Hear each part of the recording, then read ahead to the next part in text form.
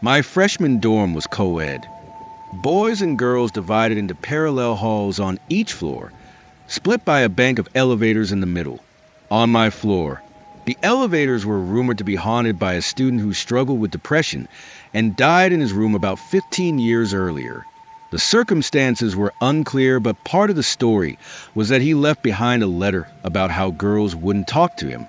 I'd heard about it when I first moved in, and then forgot all about it. Later that first semester, I was struggling a bit in an advanced economics class. I sat next to this very sweet, shy guy, we'll call him K, who didn't talk much but always had great answers to our class discussions when the professor called on him. One day after class, Kay mentioned that he lived on my floor and had seen me around and would be happy to help me study. I agreed right away and we planned to meet in the library. Kay was an excellent teacher. He explained things in a way that our professor never could, and it was like retaking the whole class in 2 hours. I was so grateful and told him I owed him one. His shyness vanished out of nowhere, and he asked me out then and there. I didn't find Kay that physically attractive, but his smarts and sweetness intrigued me, so I said yes. We made plans to go out that Friday. While I was getting ready, Kay sent me a message asking me to meet him in his room. He said it was just off the elevators. When I walked in, he'd set up pizza and beers and a movie. The plan had been to go get Chinese food down the street, but I was flexible, so I settled onto his futon. His room was very bare bones. Nothing on the walls, no color, and I started to feel really uncomfortable, like almost a vertigo sensation. The second bed was stripped bare, and Kay told me his roommate had moved out because the room creeped him out, so he'd been living alone since then. If you haven't guessed yet, this was apparently the same room where that freshman had died years before. Kay told me he'd done a bunch of research on the guy and that he had all these issues with women, a record of stalking and harassment, and some drug problems. But also he loved horror movies and had an old webpage somewhere listing his favorite ones. Kay told me that he'd been trying to watch all of them, and the plan was to watch another one tonight. By that point, I was overwhelmed with this intense dread. I told him I didn't like horror movies. Couldn't we watch something else instead? Sure. He's listening, said Kay, motioning around himself. He turned the movie on and put his arm around my shoulders. Nope. I needed to get out of there. I told him I really couldn't stand scary movies, and maybe we could do this another time. As I was turning his door handle to leave, he said, "Okay, but remember you owe me." That became a theme for weeks. I aced that exam, and when I messaged him to say thank you again for the studying help, he replied, "You owe me." He wrote "you owe me" on my roommate's dry erase board when we left the door unlocked one day. He wrote it again on one of the fogged-up bathroom mirrors while I was in the shower. He had clearly learned a lot from the horror movies he was watching.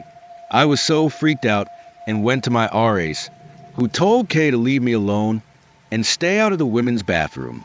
He did, but he also started leaving his dorm door open all the time, so if I ever used the elevators, he'd be there staring at me. Then he was just gone one day. His room door was open and everything was cleared out. Even the beds and desks were gone. The doorknob was missing from the door. And despite my experience gone sour, I remember feeling sad about it because he was so smart and really should have been excelling in college.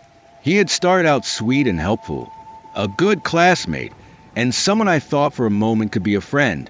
But as I got to know more guys from his side of the hallway, they started sharing how Kay had gone from really nice and a little withdrawn to dark and mean, and obsessed with the ghost of the guy who died in his room. He claimed the guy was talking to him at night, and that his former roommate had actually moved out because he didn't feel safe in there. Security recovered several knives and other weapons under his bed. My RAs finally told me months later that the school made him leave after he was found in one of the girls' bathroom stalls with a knife in his pocket.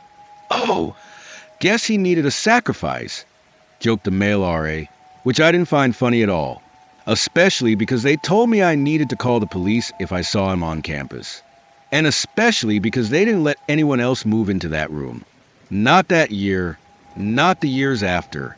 The room became a legend itself, and the door always stayed open. People would claim to see dark figures in it late at night, or hear noises coming from it. I never dared to look in it again, kept my back to it whenever I was by the elevators. Cut to years later, I'm in grad school and engaged to be married. A few months before my wedding, my fiancé and I both get a friend request from a random guy that neither of us knew, no profile picture, but he had gone to our college. I did a search for the name, and it led me to articles about the suicide in our dorm from the 90s. Someone was using that kid's name. Yep, you guessed it. I got a message request later that night that said, "You owe me."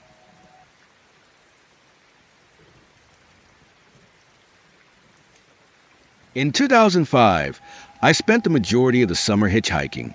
I had just graduated from college and wanted to try something completely unfamiliar to me, and I insisted on making it a challenge. I lugged everything I had in two large backpacks, one carried on my back and the other on my front.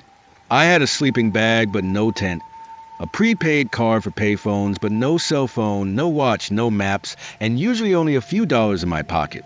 I'm not romantic about that summer. Most days on the road were hard. I spent many more hours waiting on off-ramps than riding in vehicles, and the solitude was often unbearable. Once I arrived in the deep south, my hitchhiking days stopped being the usual mix of good and bad and turned toward the truly dicey. In Oklahoma, I got picked up by a stripper who took me to her drug dealer boyfriend's house in Tulsa for 2 hours, where I pretended to be one of her classmates so as not to arouse his suspicions. One driver in Georgia had us hurtling down I-85 at over 100 miles per hour as he explained to me in slurred speech that he had just beaten his ex's boyfriend half to death right before picking me up. Even my nights off the road were unpleasant. Summers in the South are terrible for being outside, least of all huddled and sweating in a sleeping bag under clouds of mosquitoes. By October, I had decided it was time to hang up my packs for a good stretch and stay in New Orleans. I had already spent a few weeks there doing post-Katrina relief work and was looking forward to returning. Early in the evening, my ride is headed south down I-59 in Mississippi before dropping me at the Purvis exit. Purvis is a town of less than 2,000, about 3 miles away from the exit. I can only see fields and a single road veering toward the unseen town, so I stick my thumb out again, hazarding that I can luck into one more ride to take me to my destination by nightfall. I don't wait long before a red pickup truck pulls over and the driver ushers me in. I learned that my driver, we'll call him Jared, was also headed south for hurricane relief work in coastal Mississippi. The federal government had shipped hundreds of FEMA trailers to towns like Purvis, and Jared and his crew had secured contract work to pick up the trailers, drive them to the coast, and set them up. When I mentioned that I would be doing relief work in New Orleans as a volunteer, Jared scoffs. "You're not getting paid? Hell, you come work for me on these trailers. You'll make $50 an hour. Easy work. Good paying work. Best time to make some money." I demur, stating I would rather head to New Orleans, but Jared isn't hearing it.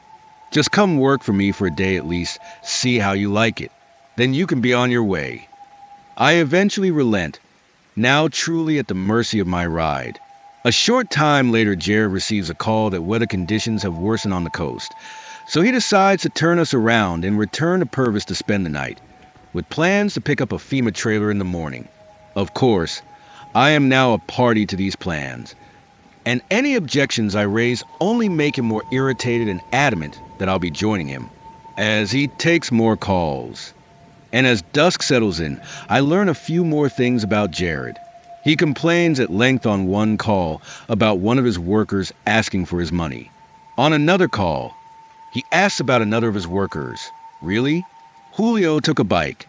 Where the hell's he trying to get to? On other calls, he speaks about me. "Yeah, I picked up a new Jap friend." Me and my new Jap friend are headed back. We'll be by again in the morning. Suddenly it dawns on me what is happening here. Jared has been picking up people to join his crew and not paying them. And as his workers quit or escape, he scouts out new blood, many of them migrant laborers, including his new Jap friend. I was already aware of many migrant laborers being exploited this way in New Orleans, and while I don't know for certain if this is the same situation, I am seized with the unmistakable dread of being in possible danger. It is well past dark once we take the Purvis exit and rumble into town. I check for any signs as to where we are and find none. There are no street lights, no moon or stars out, no other vehicles. Eventually, we pull up to a gas station, bathed in sickly fluorescent light, a single man standing inside at the till. It is then that Jared, nonchalantly and without forewarning, calls up his girlfriend and begins having phone sex with her. And it is only then, the accumulated horror of my situation, the indignity of being party to this phone call, the strain not to see his hand moving inside his pants, that I decide it is time to ditch my ride. Immediately, except I have no idea what to do. The freeway is miles away and I don't know how to get there. Outside the small radius of light from the gas station, it is pitch black. I notice a payphone inside which I could use to call the police. I could even ask the man at the till to call for me. But in a town this isolated, I can't expect help to arrive promptly. And once Jared is finished, he'll want to whisk me away in his car again. And I do not want an altercation with him if I refuse. I see only one option in front of me. I mutter to Jared about having to make a phone call and quietly gather up my packs. He reaches over his unoccupied hand to my knee. Whoa! Why you need all that for a call? I mumble a non-answer as I slide out, dragging my packs inside the station. Pretending to talk on the pay phone, I glance at Jared repeatedly as he sits in his pickup, engrossed in his call. Minutes drag by in agony as I consider the insanity of what I'm about to do. I slowly put one pack on my back, the other on my front, shuffle to the gas station doors, crack one open, take a step outside and bolt. I sprint for the road and am immediately plunged into darkness. HY! Someone yells behind me. I don't even stop or turn my head, just continue hurtling forward. My packs rocking in a rapid wish against my shoulders as I run. Carrying my packs feels stupid now. Everything about this is stupid.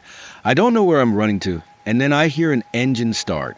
Immediately, I veer off the road into a ditch, ripping my packs off and tossing them away from me as I flail and stumble and fall flat, eyes staring madly up in the dark, trying not to make a sound as I gasp for breath. I am so fucked. I can't have gone more than a quarter mile. I'm not even hiding somewhere. I'm out in the open in a damn ditch waiting for him to find me. Everything about this is stupid. That's when I hear a car. It roars down the road I was just on, heading away from the gas station. I don't know if it's him. I can only hear the noise and glimpse the glare of headlights in my peripheral vision. It could be any car, I tell myself, as I have no idea how long I've been lying in this ditch. He probably doesn't even care what happens to me, I tell myself. Then I hear a car coming the opposite way down the road, much slower this time. I have a better view of the headlights as they rumble towards me, but still in the dark, I have no idea if it's the red pickup or an entirely different car. Once it passes, there is a long silence. It seems a half hour has gone by, maybe more. I start to pull myself up and grope around for my packs. Then another car starts approaching in the same direction as the first car, and it is definitely approaching more than driving, at just a few miles an hour. I dive back to the ground, lying as flat as possible, eyes still fixed directly above me, not even daring to tilt my head toward the road for a better look. At its closest approach, this car will be no more than 15 feet away from me. This ditch is shallow enough that anyone taking a closer look can easily spot me. I have no idea what to do if the car stops. If someone gets out, I only hear that oppressive engine hum and see the headlight glare as the car trundles up to me, and then continues ever so slowly down the road until the engine and lights fade completely into the night. It takes another hour before I can steel myself, stand up, locate my packs, and start walking as briskly and quietly as I can toward where I think the freeway is. 2 hours go by as I stagger along, tripping over brush and gravel. Once in a while, A car or truck rumbles by, and I have to drop back to the ground and out of sight as it passes. When I do find the freeway, it is still dark and I can't hitchhike out. I find a clearing in the bush nearby to sit. I do not sleep. Once the sun rises, I make for the off-ramp and stick out my thumb, only to realize disturbingly that the person who pulls up to give me a ride may very well be Jared. The man who I know is headed out of town this morning, going the same direction I am. The one and only driver I have ever escaped from in all of my travels. I don't know what I'll do if that happens. I have to trust that another driver will pick me up soon before he arrives. And one does 3 awful hours later. He takes me all the way to New Orleans, and I never hitchhike again.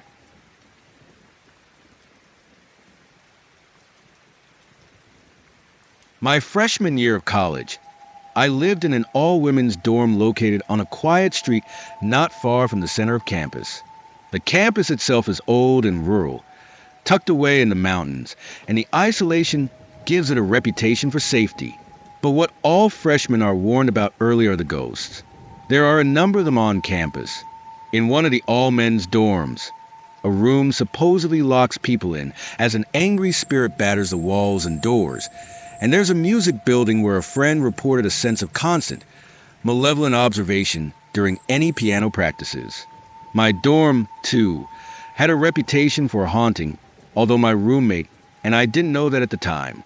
Only a month into the semester, I was woken up by a noise late at night. Half asleep, I remember glancing at my roommate. I could see the faint outline of her in the bed across the room, sitting rigidly upright. I heard another sound, but this time I was more awake and could see something at the door, a dark, blurred outline. This wasn't unusual. We never kept our door locked, and our suite mates and friends down the hall would often wander in, especially if they were tipsy and looking for company or a late-night snack. Perhaps because of that, I don't remember being afraid, just tired. I looked at the shadow, told it to leave, and fell back asleep. The next morning, I only foggily remembered the whole thing and wasn't too concerned. But my roommate was terrified. She insisted on reporting it to our RA. It was from her that we learned about the ghosts. The dorm, she said, had once been a Civil War field hospital. Late at night, the ghosts of lost soldiers walk up and down the corridor, knocking on doors as they search for a way out. Neither of us was entirely convinced, I think. I know I still suspected it was just a friend drunkenly looking for their own room, but it was undeniably exciting to have a ghost story attached to us. With a bit of a thrill, we and our friends began a sort of ghost watch, listening for footsteps and collecting stories from older residents. As soon as we started, we noticed strange, disquieting things, rustles through the walls, knocks on doors late at night. A friend of ours reported seeing a face trapped and reflected in the glass of her bedroom window. After a couple of weeks, the thrill wore off, and we were increasingly afraid. We told the other RA, a skeptic who rolled her eyes and told us not to worry about it. Upperclassmen just like to scare freshmen with ghost stories. But we knew something was there, and we began to feel like we had no options. We felt trapped as we waited for the ghost to appear again, watching us as we slept. When it came again, it was like the last time. A sound in the dark, my rigid roommate, a dark shadow in the door. This time, however, after weeks of watching, I was afraid. And maybe it was my fear, but this time it felt larger and like it was much farther into the room, almost at the foot of my bed. Filled with adrenaline, I sat up, clutched my fists, and told it to back the fuck off. For a moment, nothing happened. Then it was gone. It took a moment for either my roommate or I to move, but when we could, I flipped on the light, and she rushed to close the door. We stayed up all night and most of the next, but ghosts respond to assertive swearing apparently, and it didn't appear again. It was a couple of weeks later that we learned the real horror story.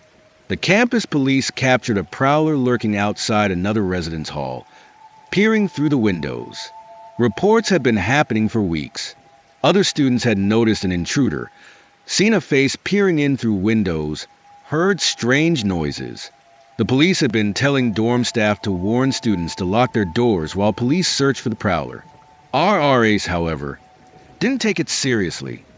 Campus was too safe. My roommate and I lived for weeks with a prowler lurking just outside our room. The rustling through the walls, the dark outline in the door. It was him, watching and waiting for the opportunity to come in.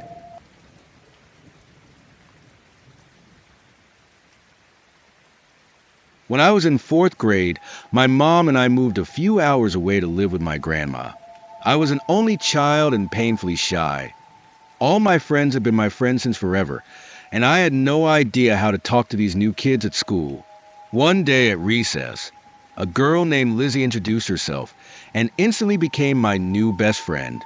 We would walk home from school together and hang out for a while before she walked the rest of the way home. My mom was still at work in the afternoons, but my grandma was always around. Grandma was starting to act weird, though. Sometimes she'd call me by my mom's name or yell at me and accuse me of stealing her things. Lizzie and I mostly played in the backyard to avoid my grandma, but sometimes I'd look up and see her smoking a cigarette and glaring at us through the windows. Lizzie told me about camping with her family in the woods, something my family had never done. I was fascinated by the idea, so we would play act all the things they did, hiking around the backyard in circles, pitching in imaginary tent, fishing in an imaginary stream, and gathering sticks and logs for firewood. One afternoon, as we slipped through the house to the backyard, Lizzie grabbed my grandma's lighter off the end table next to her cigarettes and motioned for me to stay quiet. It didn't occur to me to worry. We went into the backyard, where we had previously built an enormous mound of fallen tree branches, twigs, and dry leaves, and Lizzie bent down and flicked the lighter on. Have you ever really watched a fire grow? For the longest time, it seems like nothing, like it's going to just burn out. And then the time from when it starts to get going to when it blazes out of control goes by in the blink of an eye. I guess until that point, I somehow thought it wasn't going to get big. And then the side of our house was on fire. Lizzie dropped the lighter and ran, and I just stood there, dumbfounded. I don't remember a lot about what happened after that. I remember my grandma freaking out and the sirens. Luckily, the fire department got there quickly, and my grandma's house wasn't completely destroyed. But my mom sent me back to live with my dad, and I went back to my old school. I was too ashamed to tell my friends what had happened. I'm sure some adult, must have asked me how my grandma's house came to be on fire, but I don't remember talking about it. Within the year, my grandma was diagnosed with Alzheimer's, and my mom was spending all her time taking care of her. The only time I saw my grandma again after I moved away and before she died, she had no idea who I was. Recently, my mom made a comment about how much it had worried her when I couldn't make friends as a kid. I was a little hurt.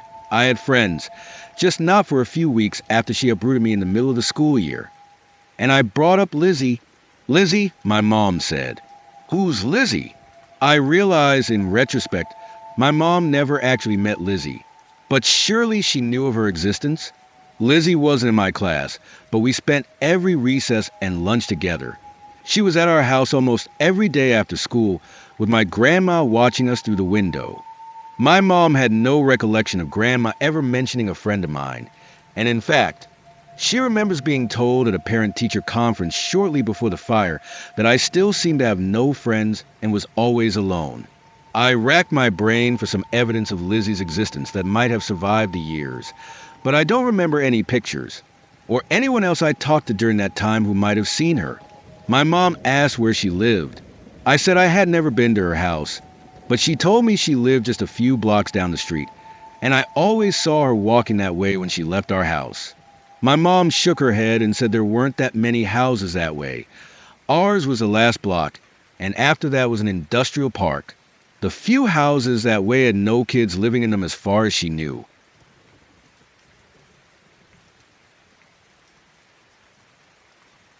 In my early teens, early 80s, I went to a sleepaway summer camp in upstate New York. It was a gorgeous place in the mountains on a lake and very isolated from everything. The town the camp was in was a 15-minute drive away, and this was well before cell phones and internet. So the camp was truly its own little world. On the last night of camp, we would always have a bonfire on the beach. Besides the light from the fire and from the camp's cabins up the hill behind the beach, it was pitch black. There were no towns or homes in the woods on the other side of the lake. So looking out over the water, you saw only black nothingness. It was eerie at night, but there were 100 or so of us on the beach, playing music from boom boxes, and seeing if maybe our crush would agree to a make-out session before we all left the next morning. There were plenty of tears, hugs, and exchanging of landline, phone numbers. It was maybe 9 p.m. Suddenly, a male voice screamed from somewhere on the water. "Please, somebody help me." We all froze, looking around to make sure that we'd all heard the voice. We clearly had. It was dead silent for a moment. Then, one of the head counselors shined his flashlight over the surface of the water. There was nothing. No person, no boat, no splashing sounds. Nothing. Slowly, the group began to relax, and there were some nervous giggles like you sometimes see after a tense situation. Maybe it was a practical joke? If so, hats off to whoever was responsible for scaring the shit out of us. But then it came again. It sounded closer, like it was just short of the beach and more anguished. "Please, somebody help me." Again, flashlights came out and scanned the water, and again, we saw nothing. One of the head counselors shouted, "Where are you? We can't see you. Tell us what you need." No response. Finally, the head counselor in a low, tense voice said, "All of you, to your cabins now." We didn't need to be told a second time. All of us hauled ass up the hill and into our respective bunks. The camaraderie of the evening forgotten, staff members were assigned to stand watch over each cabin for the night, and we stayed up really late talking about what had happened and speculating about it before finally falling asleep. The next day, we were awakened by the big bell that woke us each morning. The plan was to clean up the camp, stow all of the gear for the winter, that sort of thing, with everyone pitching in. The buses that would take us downstate would arrive at about lunchtime. Instead, our counselor entered the cabin and said, "Buses will be here in 20 minutes. Pack your stuff as fast as you can. We're out of here." "What about breaking down the camp?" we asked. "No, pack up." So, we did. Our buses came, and we left shaken by what had happened over the last 10 hours or so. Over the years, as the internet became the internet, I've done several searches for what might have happened that night, but I haven't found anything. Did someone drown? Was there someone trying to scare or hurt us? I don't have an answer, and 40 years later, it seems unlikely that I ever will. The camp is still open, and there's a kind of alumni Facebook page that I'm a member of. Every now and then, someone will post something like, "So, who remembers the last night of camp 1982? People might respond with, "Yup, I was there." But nobody ever wants to talk about it in depth. I'm pretty sure, however, that none of us have forgotten.